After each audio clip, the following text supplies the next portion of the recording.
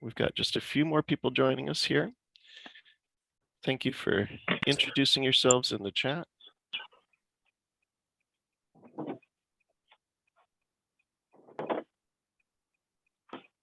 And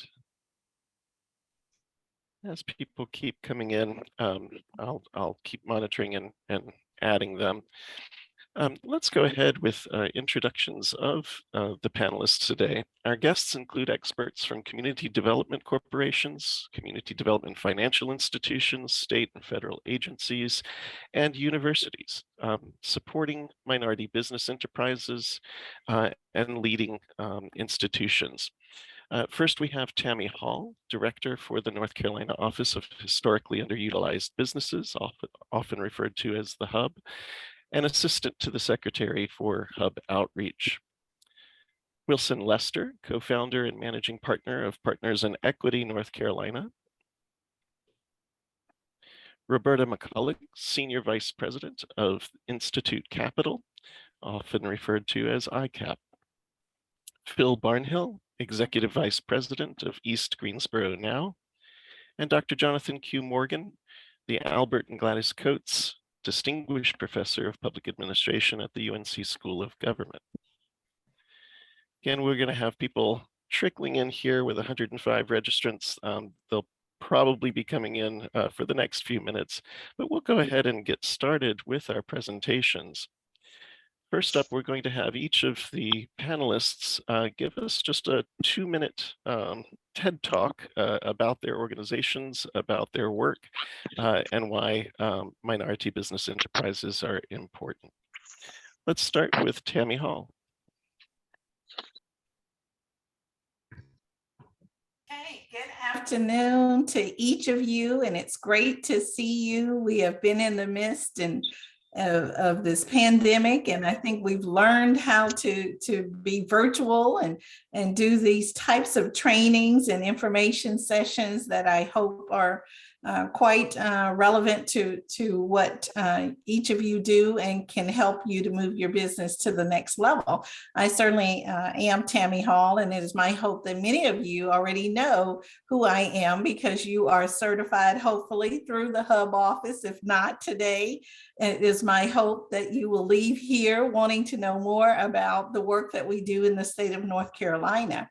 The Hub office has been in existence since 1999.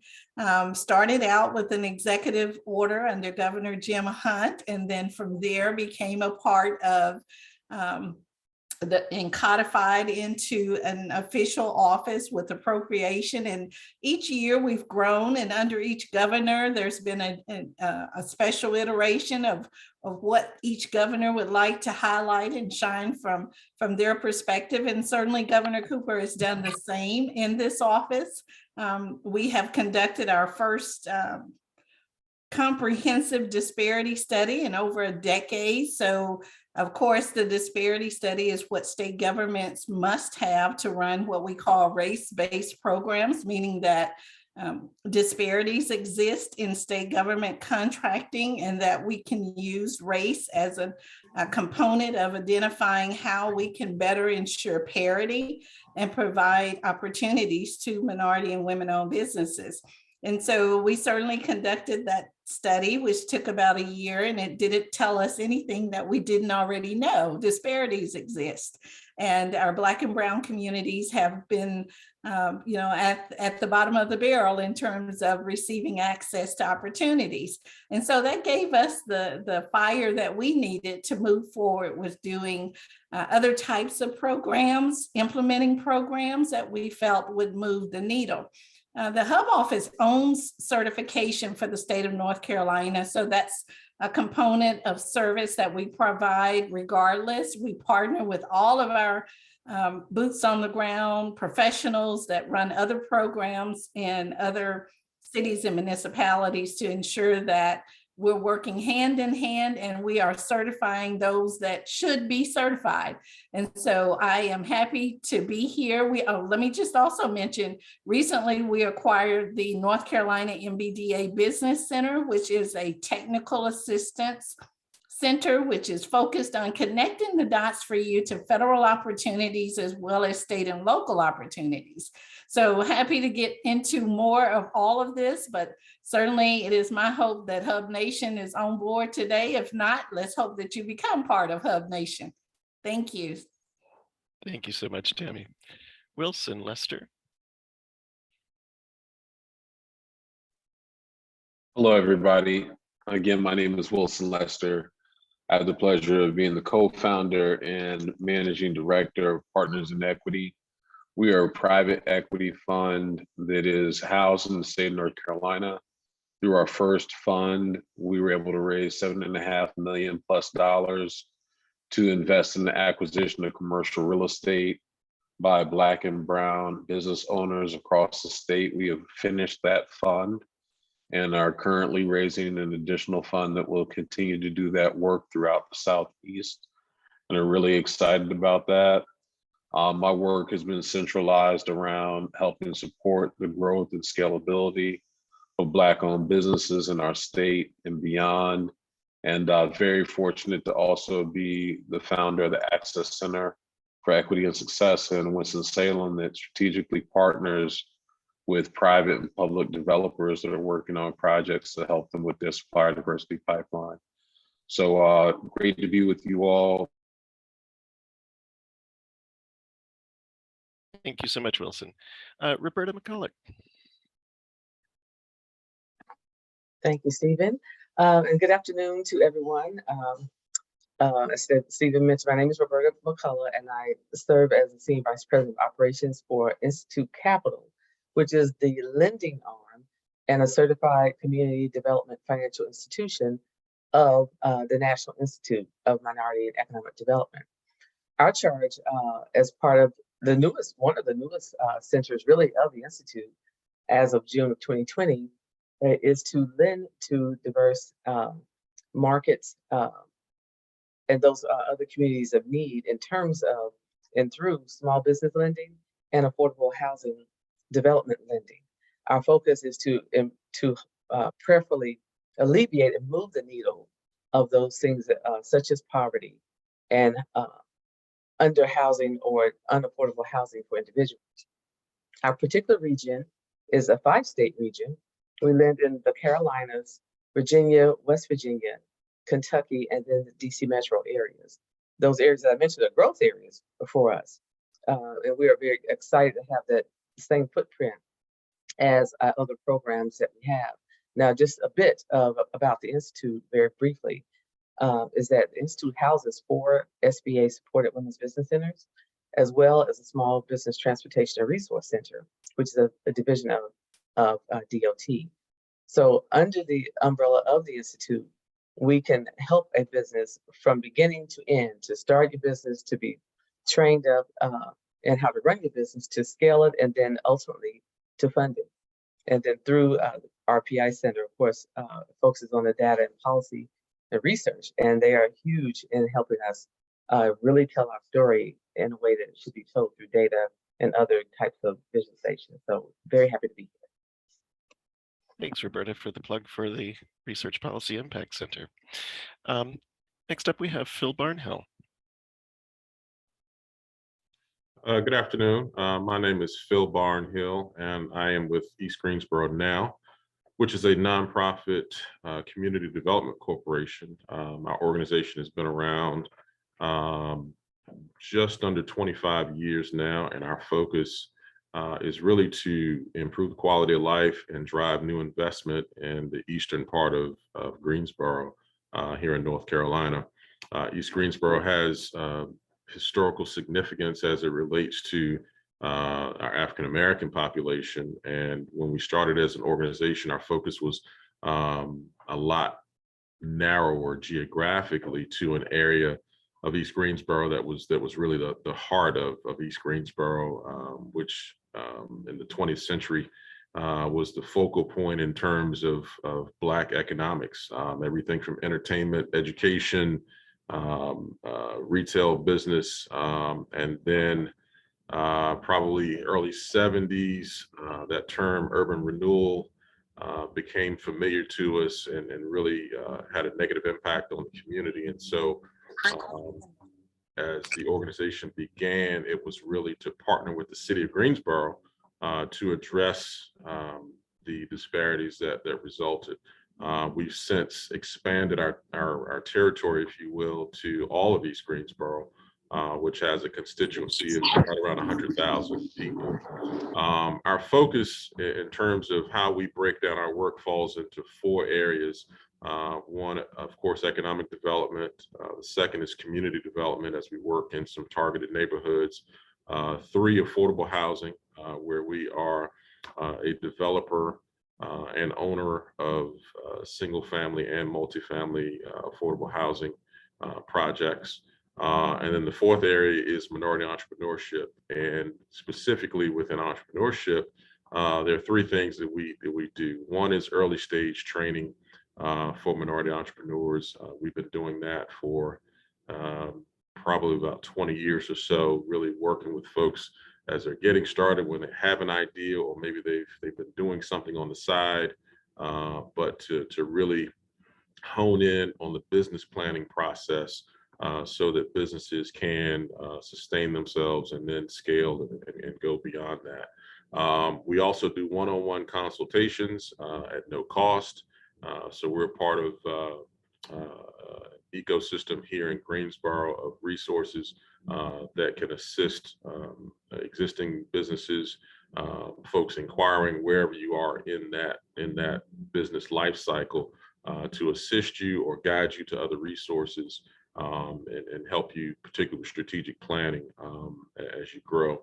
And then the third thing is we do an annual networking event that we started about 10 years ago, and some of the other colleagues here have certainly been a part of that over the years. And now that we're post-COVID, we're hoping to get back to that.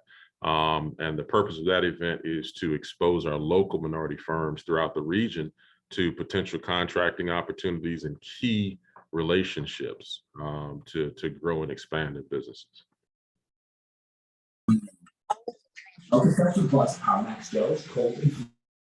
Thank you so much, Phil. Next up, we have Dr. Morgan.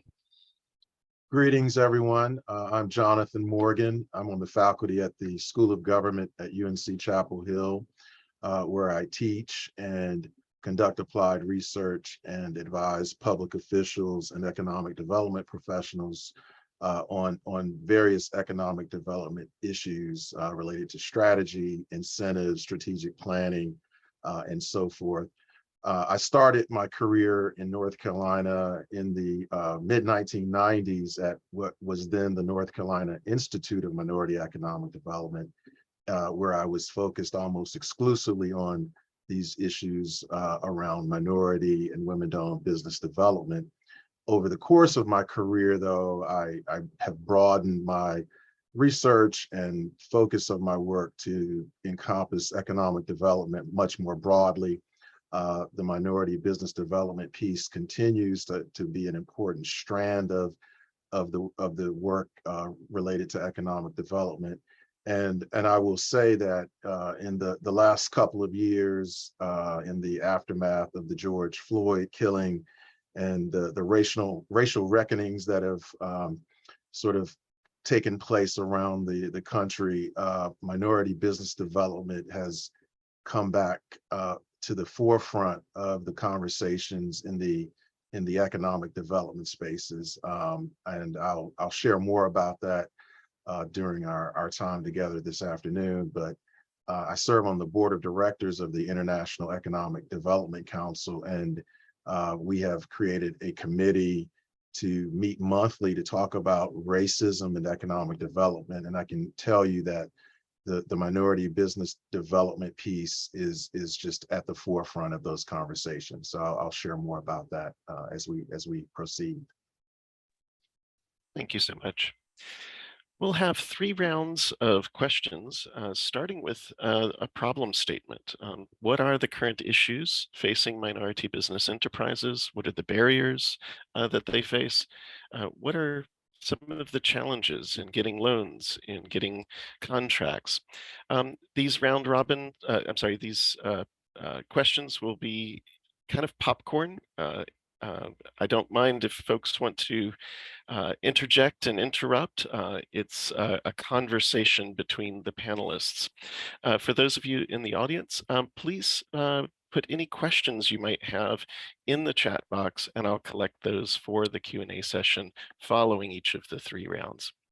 So this first question again is, what are the unique barriers that minority entrepreneurs face in starting and scaling businesses?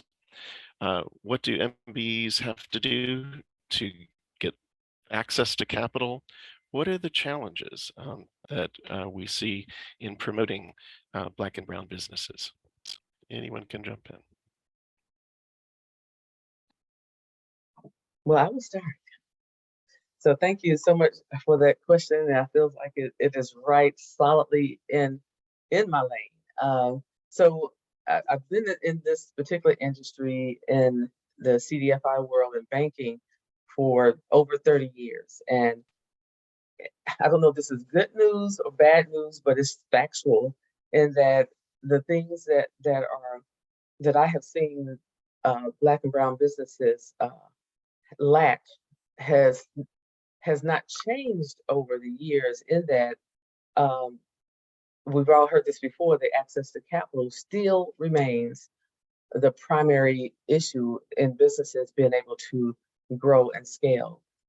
So for what we do in terms of lending, and how we hopefully alleviate that problem, or at least move the needle on towards the solution, is taking all those things that historically have been issues with being able to access capital. In my banking days, it was, of course, the strict criteria around banking, and then unfortunately some of those historical biases that were embedded in that. Now, I'm not downing any banks, because banks are very strong allies of the CDFI world, but these were just parameters in which they were operating. And so from then to now, there has been some relaxation around their parameters. However, the CDFI world was actually born out of the fact that banks were limited, so, and what they could do. So for us, present day, we create and develop our guidelines for lending around those to hopefully soften and broaden the opportunities for business to get loans from us. For example, we've relaxed our credit guidelines, our credit scores.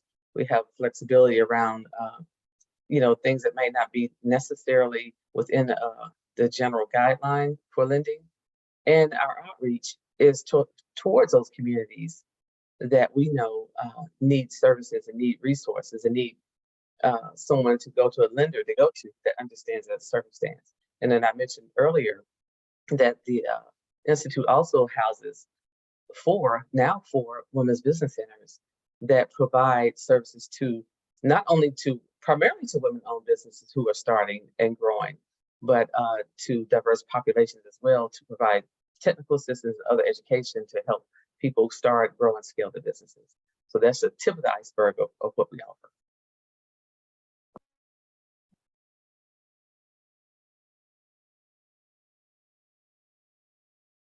I think you point out something very important there in that colorblind lending requirements, quote unquote, colorblind, resulted, when we analyze them, in huge disparities. The Housing Mortgage Disclosure Act data that I analyze in individual single-family homes clearly indicates that when controlling for income, when controlling for location, when controlling for size of loan and loan to debt ratios, borrowers of color are disadvantaged in getting approved. So while the system is colorblind in its requirements, the outcomes for lending are disproportionate. What are some of the other barriers or complications for getting started as a minority business, and more importantly, scaling? So I'll jump in. I think the discussion. Sorry, I think I muted Dr. Morgan. Sorry about that. Okay, I'll jump in real quick. The issues around access to financing and capital, have always been big problems for minority businesses, and that continues to be a challenge. I think though, in terms of thinking about how minority-owned businesses can really be a driver of growth and prosperity, we need to really look at how we can get more minority entrepreneurs in growth-oriented sectors of the economy. It's interesting to look at the data. In the US overall, about 81% of all small businesses are non-employer firms, meaning they have no employees essentially. And the percentage of Black-owned businesses that are non-employer firms with no employees is 96%. So you're talking about 4% of, in this example, Black-owned businesses that have the potential to have employees that could be, have a business with employees that could be scaled and so forth. So I think that's a structural challenge that until we can figure out how to get more minority-owned entrepreneurs in growth-oriented sectors, the ability, the potential to have significant growth and prosperity, I think is going to be fairly limited. And then some of that I think is related to minority-owned businesses being sorely underrepresented in technology sectors of the economy, in the STEM industries where we see, the exponential growth occurring. And so I think that, we need to have some conversations about how we can sort of turn that around and position more Black and Brown-owned businesses in those growth-oriented sectors so that they are on a pathway and trajectory to employ, more people and expand their operations in that way. Stephen, I'd add a couple of things as well. And that, to Dr. Morgan's point, one of the things that is critical is intentionality when we talk about businesses. And so many times, when we start businesses, the planning hasn't been put in place. And so really kind of thinking through all of what's going to be necessary, not just to start that business, but for it to sustain and to thrive. And yeah, capital is certainly a part of that. But there's some different elements here that really come back to, okay, before we make this leap, let's really think about what we wanted to do. What are the resources that we're going to need, even if you start from a lean position, but still to be intentional about that so that you can have that success. Because one thing, when it's time to go in front of an investor or a potential lender, is they will all appreciate seeing success. So even if that's on a small scale and as you build up. And then the other component that comes with that too, we don't think about a lot of times, is just simply documentation. Appropriate records, bookkeeping, all those different things too can be hindrances along the way, particularly early on. Can I say something that actually relates to what you both of the last two gentlemen just spoke? And that relates to, if you said 96% of the Black businesses are only singly owned by one person or run by one person, that means that there's a lack of support in that business. And I know with my business, it becomes challenging when you're trying to do the work and also keep the administrative practices up to par and do all of those things. So it becomes a challenge, and you lose you lose out on opportunities because you're out there actually doing the work. So if we're only, I think one of the biggest needs is staffing and people that have the expertise to know how to help us grow the business so we can hire staff and have people to grow our businesses. I want to follow up on something that Dr. Morgan brought up, and that's around these growth sectors. How much of the onus is on the small business proprietor versus let's say, procurement officers at state and local agencies, at large corporations to do a better job working with minority-owned businesses. Tammy, what can you say to that? Sure. So as I listen to the conversation, which is all meaningful and very appropriate, certainly access to capital is not new. It has been around for an extremely long time. And we see a number of the barriers that existed, 12 years ago still exist today.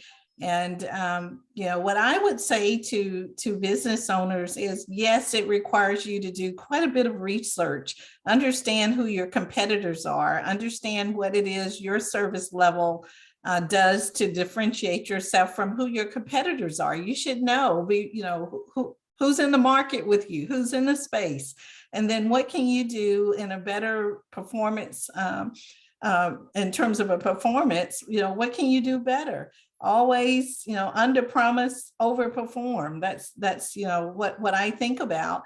But the onus is on both the agency and the business owner. The one thing that I hear, sorry, phone's ringing on the computer. One thing that I hear from the procurement officers all the time is, well, Tammy, we sent an email or we sent and we got no response. And what I'm saying to them is I need for you to figure out a better way to engage, to really connect a dot with someone so that they're just not receiving an email amongst the many emails. And as we've already said, majority of the business owners that we know in this space are sole proprietors. So as Mr. Hill was saying, you're one-man band trying to do it all. And so that does take a little bit of time and effort for you to respond. You may not be able to respond right away, and that should not be seen as a negative. And so we spend a lot of time in-house finding champions inside state government that can be the advocate at the table, the voice for each of you, to make sure that we continue to provide the level of support that is needed. It is a task. It's a task. And when we listen to the Secretary of State, she says, look, we've had the largest number of increase in business owners in the midst of COVID than ever in the history of state government or in the history of North Carolina. And the majority of those are minority-owned businesses. So many of you figured this out. Now we have to figure out how to sustain you, how do we continue to provide access and opportunities for you? And it's being in the game, being at the table. It's a lot of work. It is. It's a lot of work, but I think connecting the dot with the right individuals, the right champions who can sponsor you and your company when you're not able to be in the room. Roberta? Yeah, thank you, Stephen. So I certainly agree with what everyone has said. And I would also add that, and Mr. Hill, I can appreciate what you're stating about the solopreneurs and the single member LLCs. But here's a word that is often used, but under activated, I'll say, and that's the word collaboration.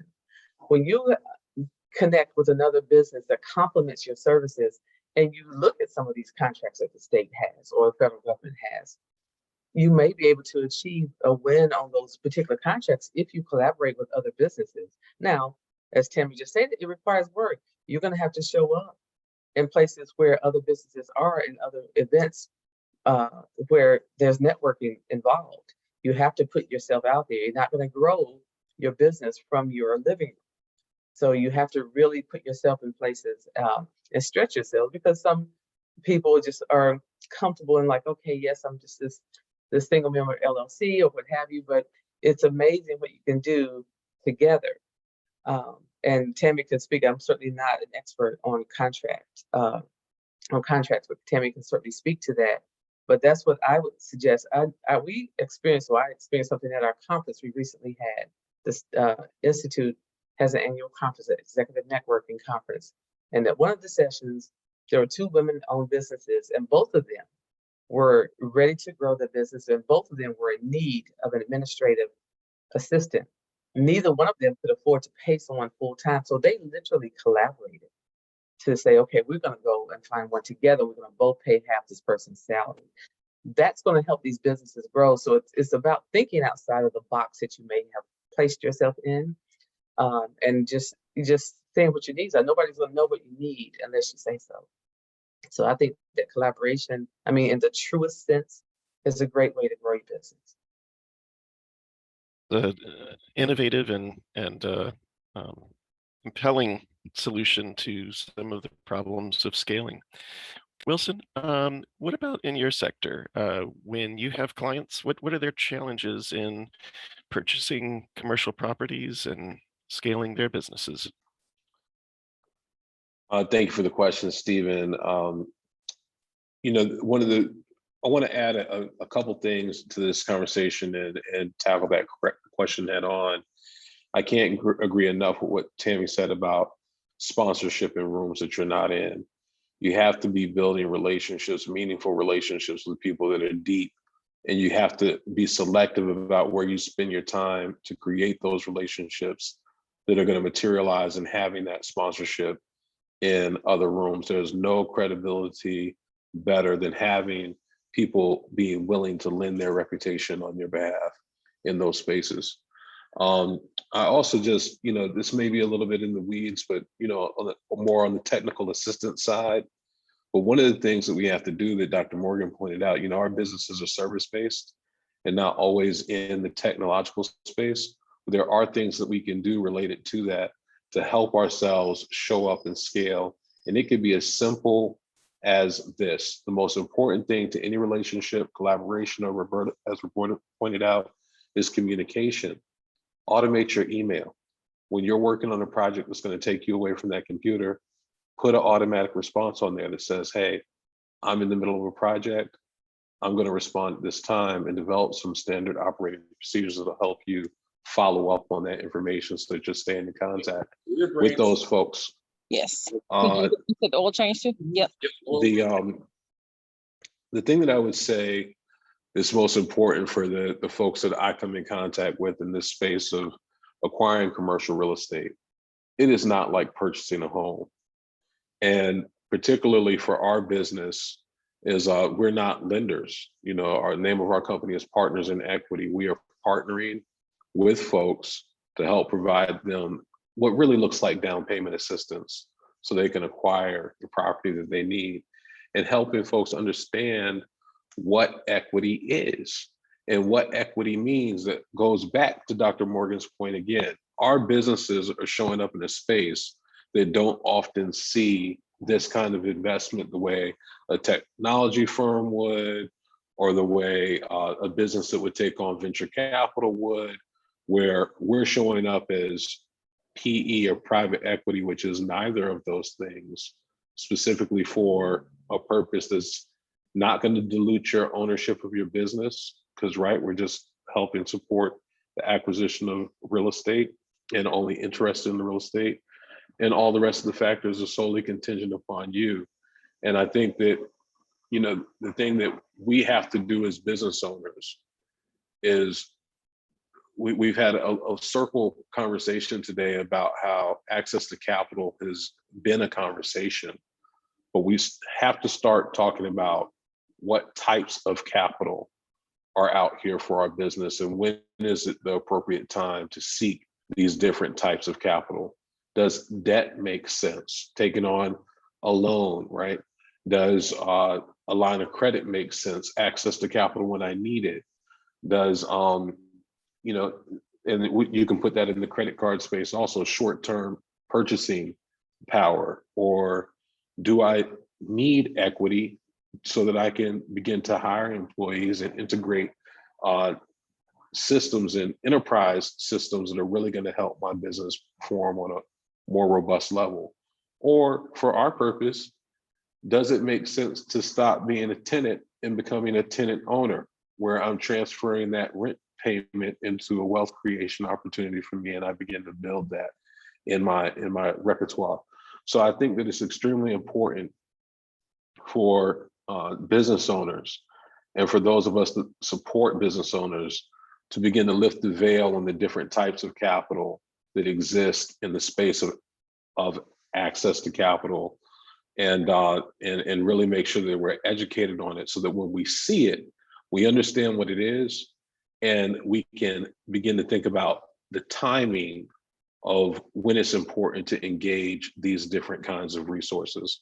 It may be not the time to take on a loan. It may be not the time to take on equity. But if we don't educate ourselves on it, if we're not aware of how it works and what it could mean for the growth of our work, then we're not ready for it when it's time.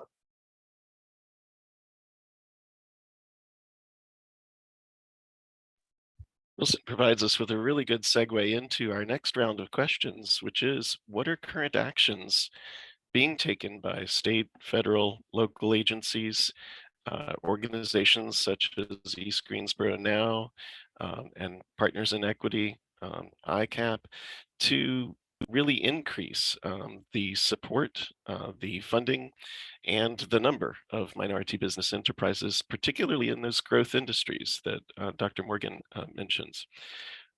Again, anyone can chime in at any point. It's a chance to showcase the work that your organizations and others are doing on this issue. Well, I'll jump in real quick because I just returned from DC at the Congressional Black Caucus event where the governor's team asked me to go and highlight some of the things that we were doing here in North Carolina. So I can't help but shout out Retool NC. And if those of you on this call that are businesses do not know about Retool NC, okay, I'll tell you. So we had, you know, the right people in the room, the right conversations going on as the pandemic was hitting in the early beginning stages. And what we knew is that minority businesses would be at the bottom of the barrel in terms of having access to capital, because mainly the access to funds was built on or predicated on relationships with big banks. And we knew that our businesses were not necessarily, we tend to drive up and drop our money off. That's not a relationship that we have with lending institutions. And so we did come to the table and we created Retool NC that required a lot of jumping through hoops in state government, but we created this small business grant program for certified historically underutilized businesses and certified DBEs.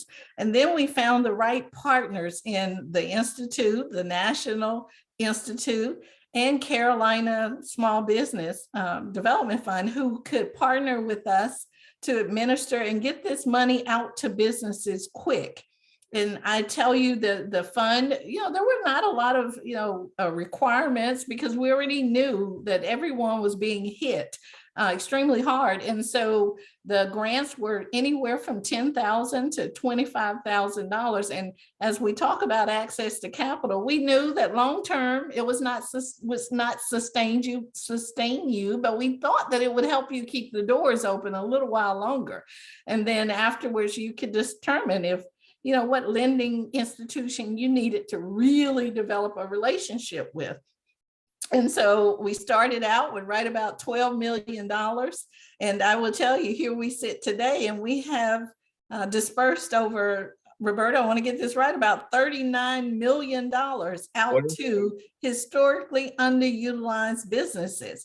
And so if you were not a recipient, oh my, because this money has been quite helpful in terms of keeping doors open. So we went through the first tranche and then we had a second round for businesses because we knew that you would need it. So some businesses that had a max of 50,000 that they were able to utilize to help them keep doors open, pay utility bills, payroll, you know, whatever you needed to do to get yourself ready to come out of the pandemic even better than before. So I have been extremely excited about that program and happy to partner with the Institute and others that have worked so hard with us to get that money out to very deserving business owners.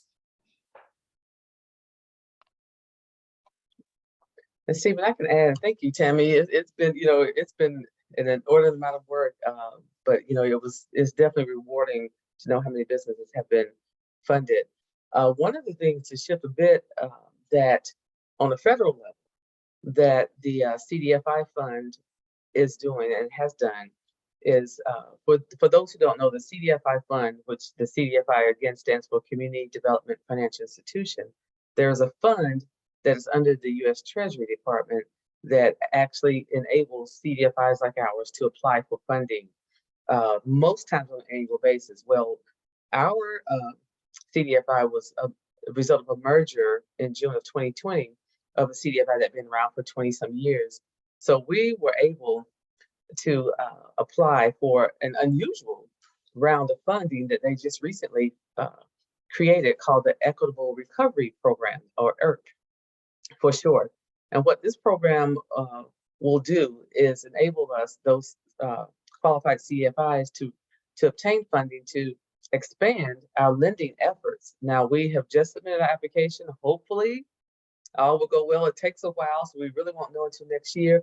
But what my point with this is that the CDFI fund recognizes a need, and the name is not by mistake. It's the Equitable Recovery Program. So it is to assist us in helping these businesses in diverse populations that we serve to recover from all of the things that they experienced under the pandemic. And the equitable part was focused on Black-led CDFIs across the country. There are about 2,000 CDFIs across the country, in which only 60 of them are minority-led, or serve a diverse population. So it's either or. So that is something huge that the CDFI fund developed, because typically this time of year you don't see a funding cycle from them. So this is a pretty large fund, and we hope that if not us, that organizations like ours receive this funding so they can continue to help businesses recover. Because we know it's going to be a while before some, recover from this pandemic, but we already know the numbers of those businesses that didn't survive the pandemic. So that's just one way, Stephen.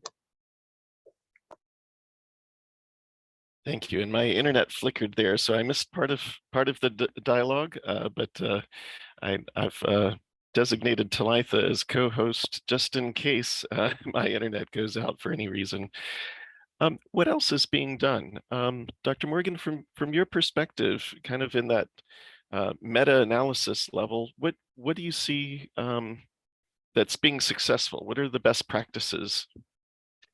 So it's interesting with respect to financing and capital, there are some initiatives bubbling up around the country that are focused on trying to ensure that entrepreneurs and business enterprises who are positioned in growth, those growth sectors that I mentioned, can get access to the types of capital that they need. And I appreciate, Wilson, what you had to say about differentiating the different types of financing and capital. That is so important, because there are vast differences in terms of needs that different businesses at different stages have for different types of financing, be it debt or equity and so forth. But there's some interesting, really targeted programs occurring. There's one in Western Michigan. I think it's called the Right Place organization, and they are intentionally targeting some of those high growth sectors like fintech, life sciences, IT, e-commerce, and so forth,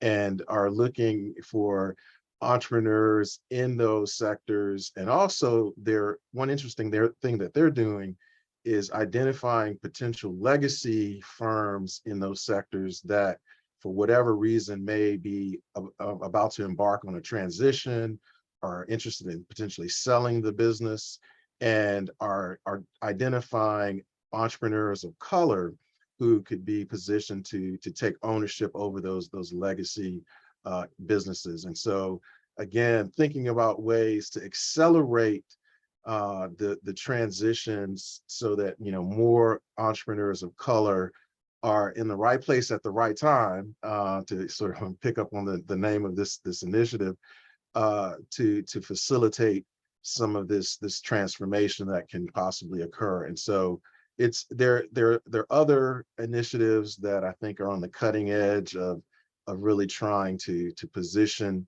entrepreneurs of color and ensure that they're ready and able to take advantage of those opportunities in those growth oriented sectors. And I'll share a link from to a publication in the chat that IEDC, the International Economic Development Council, put out recently, that is focused on, it's called the Equitable Economic Development Playbook. And it is an explicit discussion and examination of ways that racial equity can be advanced in this economic development space. And it's chock full of examples of best practices, including the one I just mentioned, the Right Place Initiative in Western Michigan, but there's several others that try to address multiple aspects of this challenge that we're discussing this afternoon: the financing, the capital, the peer networking, which we've always sort of had that effort in North Carolina, where we bring minority businesses together and help, get them out on the golf course with representatives from corporations and so forth, to do that networking and relationship building. And I think that is so needed these days. And so that building those networks and relationships, that social capital, I think is essential. But there are also good examples in this publication around building that pipeline from communities of color to these opportunities to start and launch and grow businesses in these sectors that are on a high growth trajectory. Bill, I was going to ask you to follow up actually with some of the things that you guys have been doing. Yeah, I think I unmuted at the appropriate time. Yeah. For me, I think about I guess coming back to a more granular level here, particularly as we have entrepreneurs on this call. We talked about the statistics of the overwhelming majority of minority business are one-person operations. And so because of that, it can be extremely overwhelming and feeling like you're by yourself. So one of the critical things that happens in I would say, at least speaking for North Carolina, in most communities would be looking at the local ecosystem of technical assistance providers, whether it's an organization like ours or some others that are out there that are government based. But the thing is, there are resources right where you are for you to be able to step back in that business and to ask questions, to increase your information and knowledge base and access to information, and to get the kind of support to really start to think through a lot of these different challenges that you have, as opposed to kind of keeping them to yourselves, and recognizing that expertise is out there. As this conversation goes and we talk about capital and those types of things, the one thing that comes back to me with any business, and particularly, like I said, as I deal with those that are getting started in particular, is one of the early questions I ask is, what is your capacity? What is your capacity to perform as a company and to execute? Because whatever the business is, you're in the business of execution. So what is that capacity? And you need to understand what that is. If you want to consider those limitations or whatever, that's fine, but that's the starting point. and you plan and build from there, so that you understand how that you build that business up, generate some capital, recognize when it's the appropriate time that you need to borrow money or take on employees, all those different types of things. It is being intentional about that kind of stuff. And so, unless you have your own little mini board of advisors or directors, you're probably just trying to figure those things out on your own. And trust me, there are organizations that are out here willing to help and want to help, and we want to see you all succeed. So we got to be able to, one, recognize that there are resources available, and then to tap into them. I welcome any of the organizations that are on the call that do that technical assistance to drop their information in the chat, website links, email links. There are several of the women's business centers here represented who may want to advertise their information. Before we lose Roberta, I'd like to go on to our final round of questions, which are recommendations. Looking towards the future, especially in the policy and practice spaces, what can we do to stimulate more economic development and growth of minority-owned businesses? Do you see federal, state, local policies that need to be tackled to really emphasize minority business spending? Roberta, do you want to kick it off before we lose you? Sure. So one of the things, most recently, a privilege I have had is to be a council member of the National Women's Business Council. It is a policy think tank, if you will, that advises whatever the current administration is. It's a nonpartisan organization, and we provide policy input on those things that affect women primarily across the country. And Dr. Morgan, you mentioned earlier about, and Wilson as well, about venture capital funds and those other areas that women and minorities are underrepresented in terms of receiving. And so some of the policy work is around increasing the representation in this particular case for women and women of color in the areas of STEM and other technologies, and being in research for that matter. Because what's found that most times that the only places where women may have an opportunity to participate in any research is on a university level.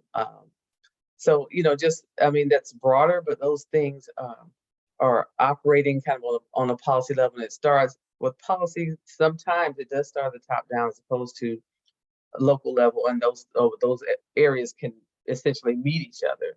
But it's important that, as business owners, when you're, especially, I'm not going to speak to women-owned businesses for now, that you really expand your thinking of as ways that you can impact, policies that are designed for your growth and opportunity exist. And so really just think more broadly and connect with I think what Dr. Seals with Stephen has done an amazing job into life as well, and others who I see on the phone with our particular policy center. Connect with them, and because they keep us very informed of those policy matters that affect women and minority businesses and so forth and so on. So I guess my point to that would be to educate yourselves on those things that are happening on the local, state, and federal level and national level.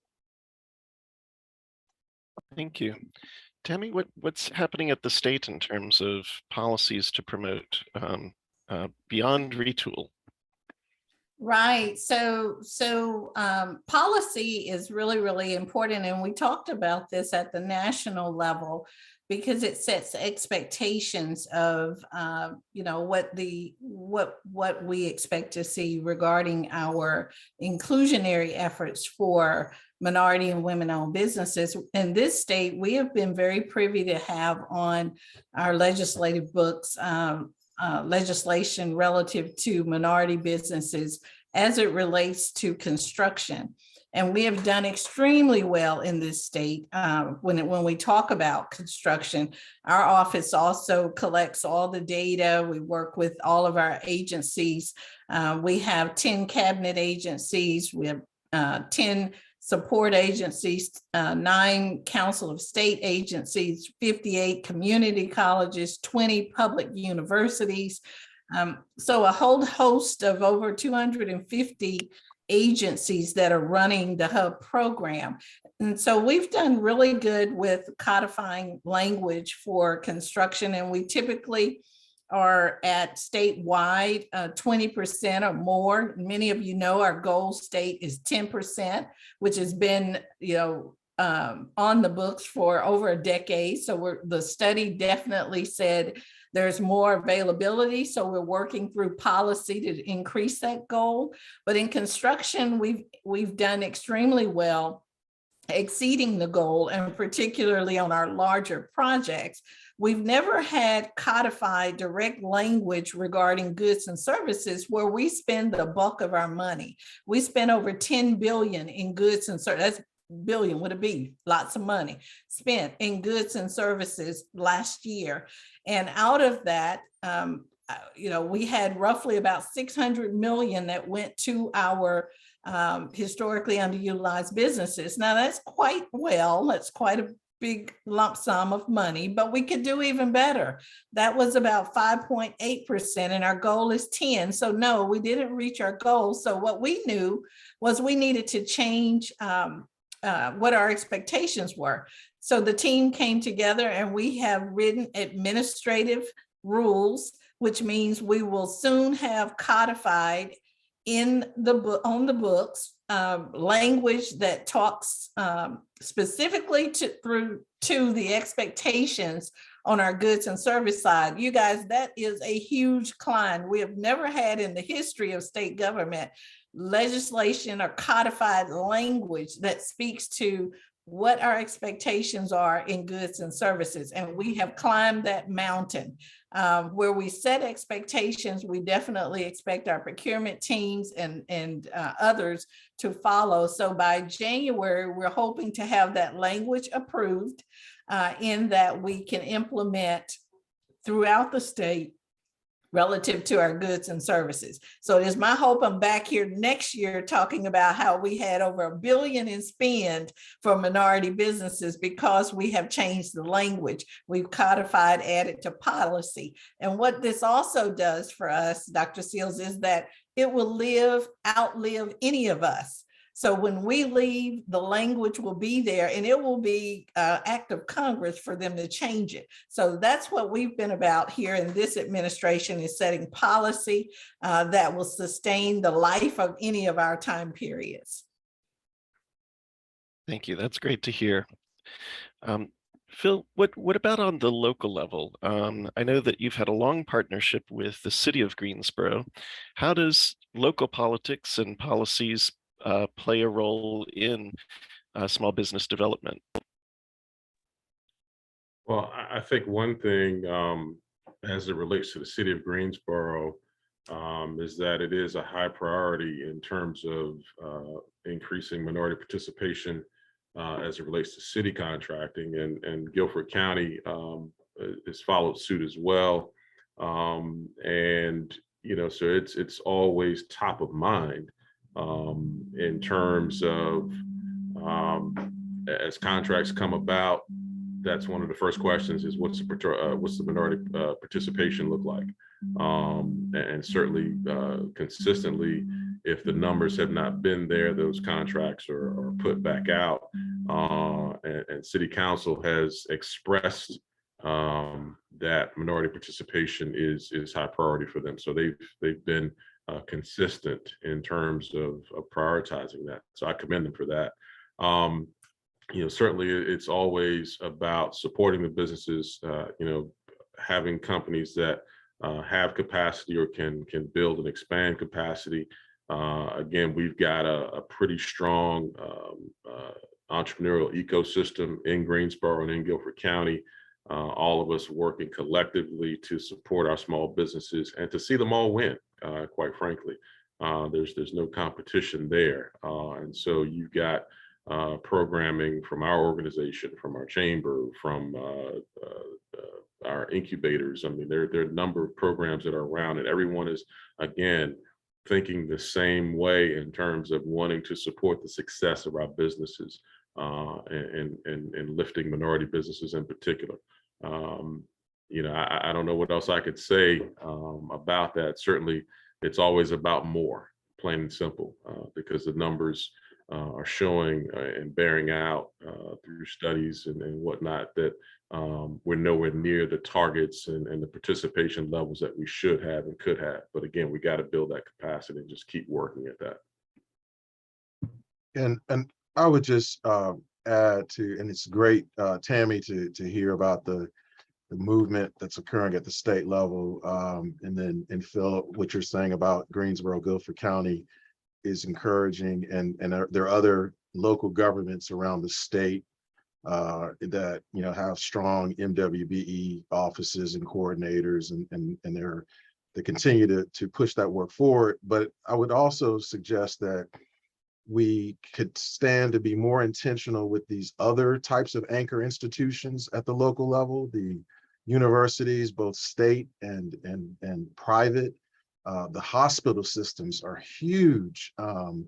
You know, they spend a lot of money, and it's not clear that all of them are as equally committed to, you know, ensuring that minority and women-owned businesses are, you know, getting their fair share of goods and services contracts and construction contracts and so forth. So I think looking at the institutions of higher education, the hospital and healthcare systems, and you know, the tremendous economic impacts and spending that those institutions make in local economies, and ensuring that in a more maybe intentional way than we have in the past, ensuring that they have minority businesses at the front of mind. Phil, as you said, is happening in Greensboro, Gilbert County. Yeah, and I think the thing that you'll find, and this is across the country, that some private organizations and companies are much better at that than others. And certainly, you know, where there are opportunities to lift that up, you know, we've got to be active and have advocates in place to really push that forward, and to be confident of that. Because again, when the economy is broadly successful, that's good for everybody. And so, you know, that's the large businesses, that's everybody in between. And so, like I said earlier, it's about more. How do we get more? How do we drive more? Wilson, drawing on your experience with Piedmont Capital and working with the Chamber and other organizations, what can you say about the role of those intermediary organizations in promoting further business development? Thank you, Stephen. I think, you know, for organizations like those that I've had the opportunity to be associated with, and for all of us that are on the call to influence all these things, is about raising the truth to eye level for everybody. You see, I just dropped the link to the Bloomberg Partnership for Black Wealth Data. Also, I dropped the link for Resiliency, another organization in the state of North Carolina that is doing ground level work. All of us that are immersed in communities and supporting businesses in the communities have to raise the points that somebody like an Alonzo Hill makes to eye level, so that those that are making decisions that influence capital, making decisions that influence policy, understand the challenges that are facing these businesses on a daily basis, that are walking into our different offices, trying to untangle the dynamic of being an entrepreneur and creating a business is obviously doing one thing that we know, creating a job for themselves. And the second thing that we know has the potential to create a job for somebody else. And if we really want to proliferate that, to create that broad economy dynamic that Phil just pointed out, then you know, the impetus is on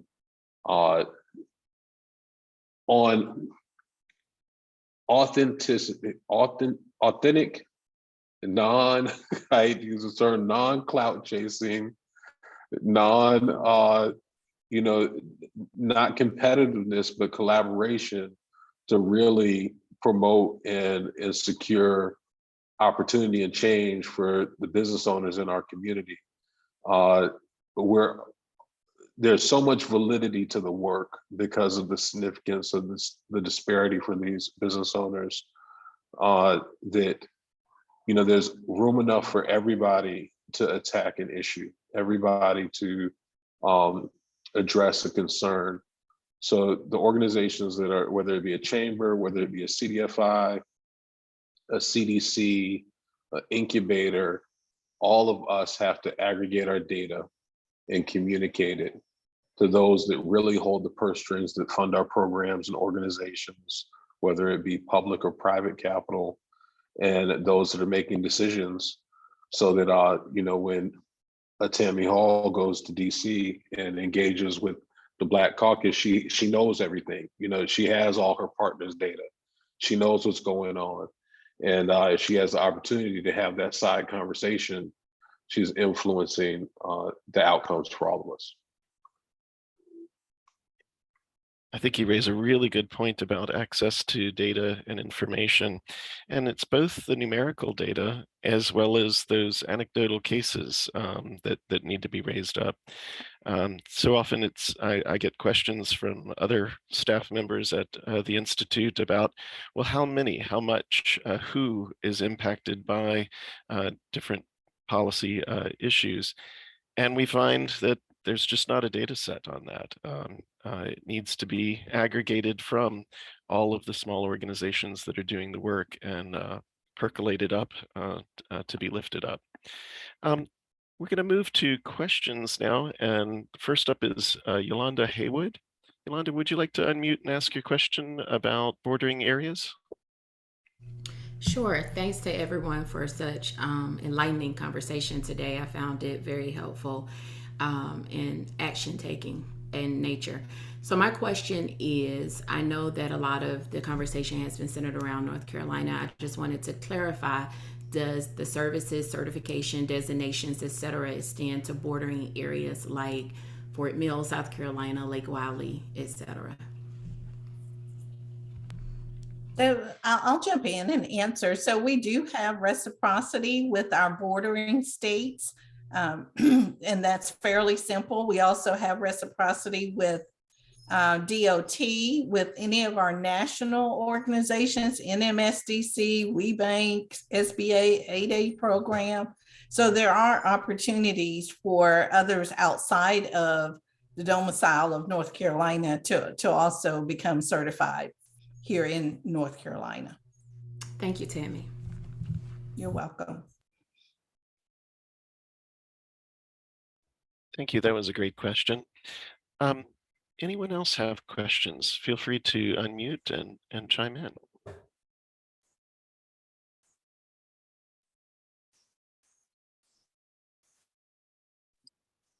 Hi, everyone. How are you doing?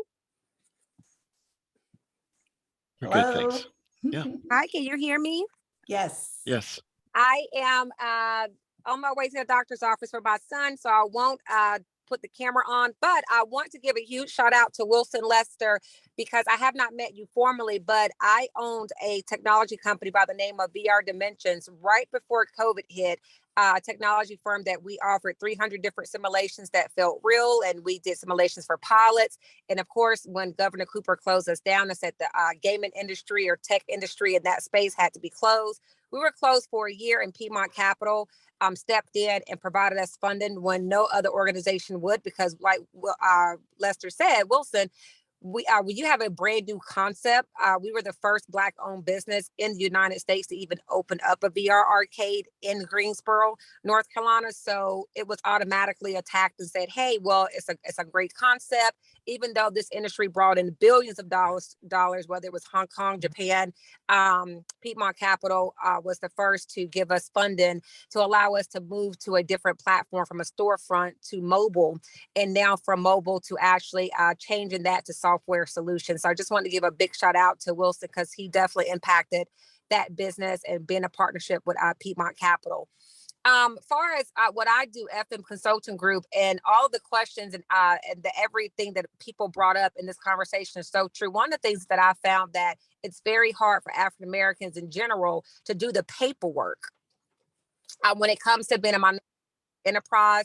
So when it comes to certifying for Hub, because even myself, been in business for 20 years, when it came to the paperwork, I found that it was really no help locally in Greensboro to kind of help with this paperwork and gathering all the documents. If I did not know all the things that I knew about business, I would not have been successful.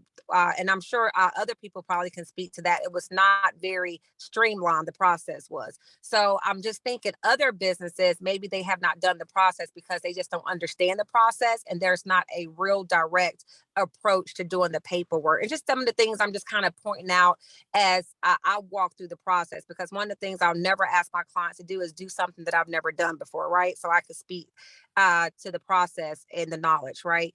So, but to answer everyone's question about technology, we are moving into that space. I do IT cybersecurity, FM Consulting Group as a minority women business owned and a veteran owned, added VR to our platform. I'm very excited to know who else is on the call that can help us continue to move in this space, to continue to get technology contracts, even though we are a business management firm. We have started to move into this space because of the VR that we did with our previous business.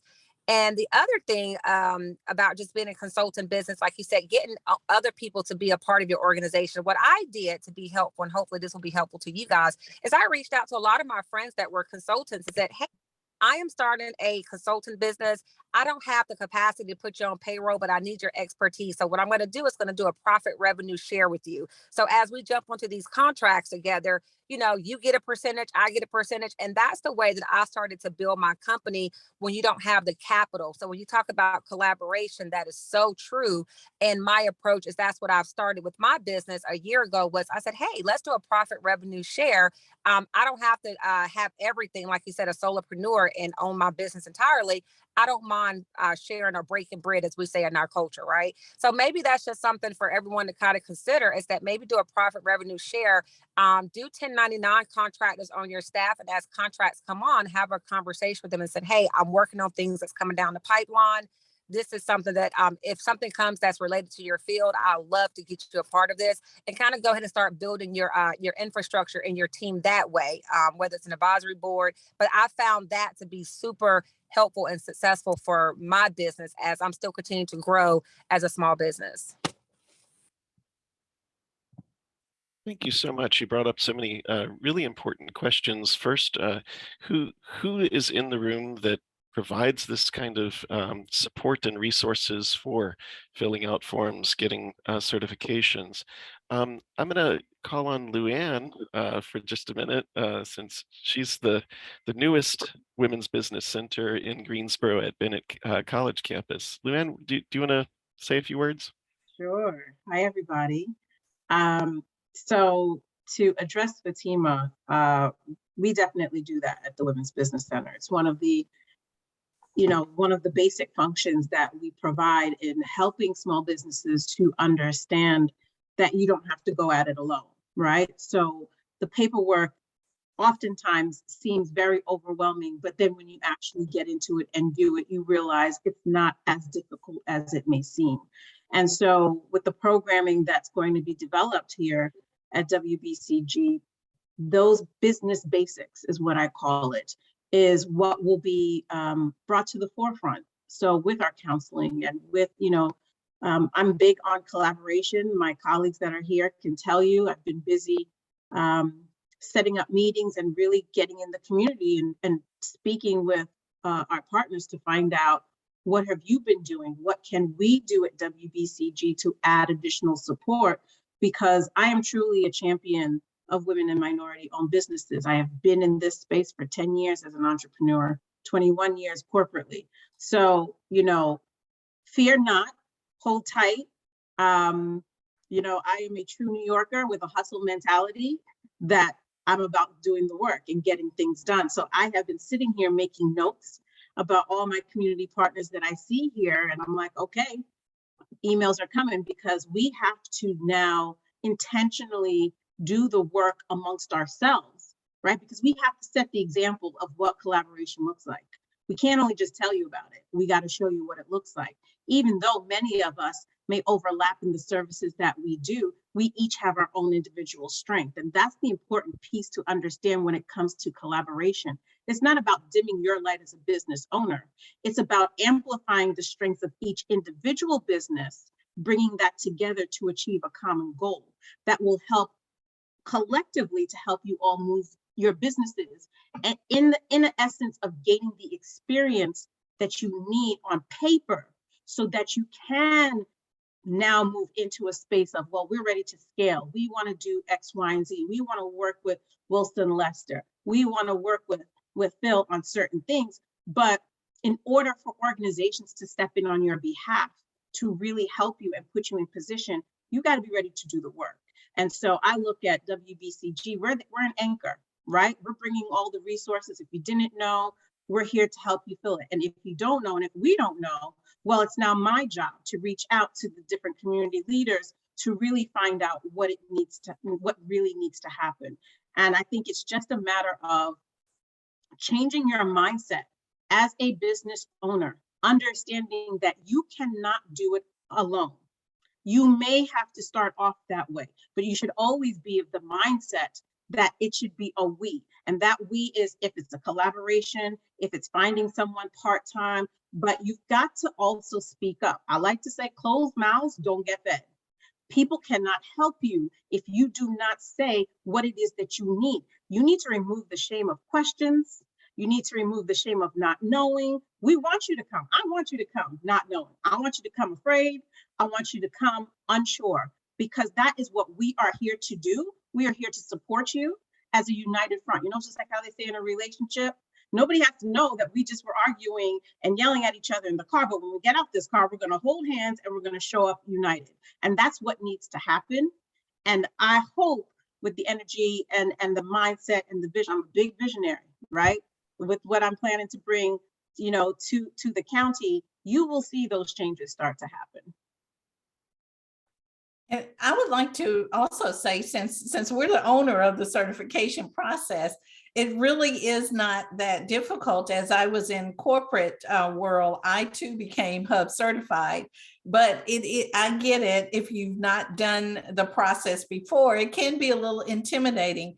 But our office definitely has business development specialists that are working with all of our hub coordinators all over the state. So wherever you are, there is a state agency, there probably is a hub coordinator, there's an SBTDC, there's a PTEC. We've partnered with all of those individuals. So I don't want anyone to leave here thinking that it is a difficult process. It is a necessary process because we want to hold our state agencies accountable. And if they are utilizing your services, we want to know that, because I do not want them saying they can't find you. And so the certification process, the database, the public database, private entities use our databases. Public entities certainly do, local governments. And so it is important that you show up. And when we have disparity studies, which you heard me talk about earlier, so when we want to find data, if you feel like reading, you can go to the 300-page document. It tells the story of where our businesses are here in North Carolina, the lack of access, the lack of opportunities.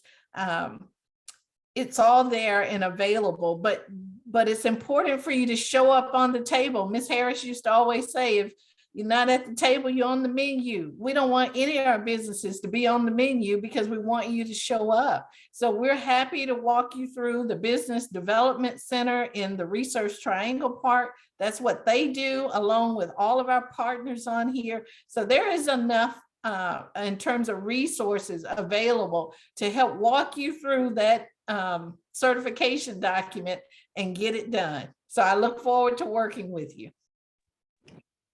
Thank you, Tammy. You're welcome. Well, you just certified me the other day. So I was just saying, our local agency here in Greensboro gave me a packet and told me to be on my way. So I need to go to the other agencies. That's right. That's right. You gotta shop around. Now I know. Thank you. Welcome to Hub Nation. All right. I think next up, Calvin has his hand up. Yes, good afternoon, everybody. Hope everyone is safe and secure in this Hurricane Ian world that we're in this weekend. I'm president of the Winston-Salem Black Chamber of Commerce. I'm also chairman and CEO of Ernest Harvest LLC, which is a for-profit consulting company based here in Winston-Salem. We've been in business for 17 years. And regarding Fatima's comments, as well as some others, the Winston-Salem Black Chamber of Commerce recently started a training program called the Road to Business Resilience. And it is designed for everyone in the community, but it's targeting Winston-Salem Chamber members on 5 competence reason COVID tested business, but okay, I see a message saying my internet connection is unstable, so maybe I froze for a moment. Hopefully I will be back momentarily. But the road to business resilience, in essence, provides some of the training that Fatima talked about. Kudos to Tammy, her partners, Shay McIntyre, Carla Copes, Annette Stevenson. They were actually presenters as part of cohort 1 that focused specifically on hub certification, why it matters, how to do it, who to contact if you're having issues, as well as the MBDA aspect that Annette Stevenson focused on. So my whole point here is that we aim on training our folks, preparing our folks to take advantage of some of the opportunities. Back in January, when I met with Governor Cooper, along with some other stakeholders, including the president of the Institute, it was in essence because the Business Recovery Grant Phase 2 was not getting, Phase 1 was not getting the response in the African-American community that they were looking for, right? So I met with him, Secretary Penny of the Department of Revenue. And long story short, when the governor asked me, well, what are your folks saying to you, Calvin, and Winston-Salem? But what are your Black Chamber members saying?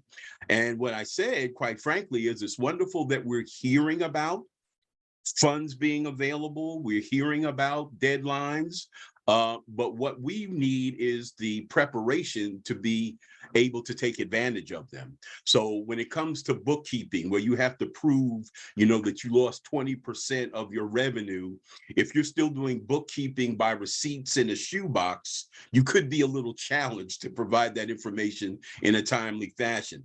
So my point here is, as I finish talking, is that as Tammy alluded to, there are resources available. It's like Luann alluded to, it's just all of us partnering and saying, now this is my lane. I have somebody at my desk who needs what's in your lane. How can we get them connected? How can them refer? How can they be referred to you? How can you refer them to us if what they're looking for is in our lane? That's collectively how I think we keep the tide rising, as Phil mentioned earlier. When everybody wins, then everybody wins. But it doesn't happen by accident. And it doesn't happen by any one thing or any one initiative. So great to be on this call. A lot of helpful information. Thanks for all the links in the chat. I've saved a whole bunch of them, so I'm going to be a lot more educated than I was before this meeting started. Stay safe, everybody. Thank you so much, Calvin. I'm going to do a 1-minute summary or conclusion statement from each of our panelists. We've got about 5 minutes left on the call and 4 speakers. Dr. Morgan, do you want to go first? I would just say it's been great to learn from everyone that's participated in this session, and my parting statement would just be to keep pounding away at this challenge. Phil. Yeah, great conversation. I think for me, 2 things. One is intentionality in your business, and 2, you can't overlook the power of relationships. Forget the 6 degrees of separation. It's probably more like 1.5 to 2. You probably know someone who knows someone, but you got to raise the question. You got to be intentional about reaching out. Thank you. Wilson. Echoing that, make sure you continue and never stop your education journey as an entrepreneur, and also for all of us as practitioners. The more we learn about how to better serve our communities, and the more we learn about how to better grow and scale our businesses and what resources exist in our community, will really help us all create as I'm going to keep using this term that Phil used, a broad economy in our local markets. Thank you so much. Tammy? Sharon, this has been great conversation, and it is always my hope that you can pick up on a little bit of some of the nuggets that have been shared to use them to grow and sustain your business. I often tell people when the governor talks about, all of us having more money in our pockets, I really take that literally, because I'm always on the procurement officers like, wait a minute, what are we doing here? And who are we reaching out to, and what efforts did we make? So I also would say for those of you that are not certified, please reach out to us. We started under the governor's leadership with right about 2,400 certified vendors.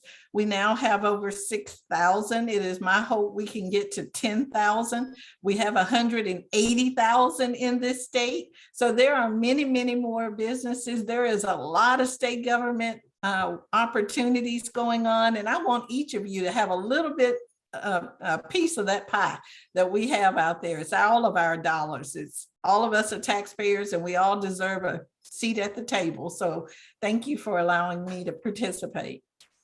Thank you so much. We really appreciate all of the speakers today, the great information that they've shared with us, and the wonderful questions from the audience.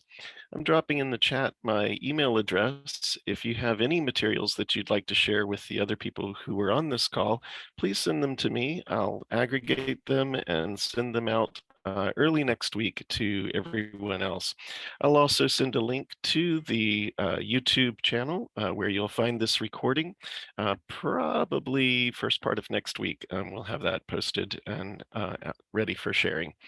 Thank you so much again. Stephen, For everyone. I just want to compliment you on your hosting and panelist leading abilities. Thank you for the great job you did in coordinating all of our conversations. Thank you so much. We will be having another colloquium in 3 months. I'll be sending out information to all of you who attended. Our colloquia are intended to be just this type of a platform, a place where you can share ideas, share information, collaborate, and lift up everyone's voices. Thanks again, and we'll see you soon.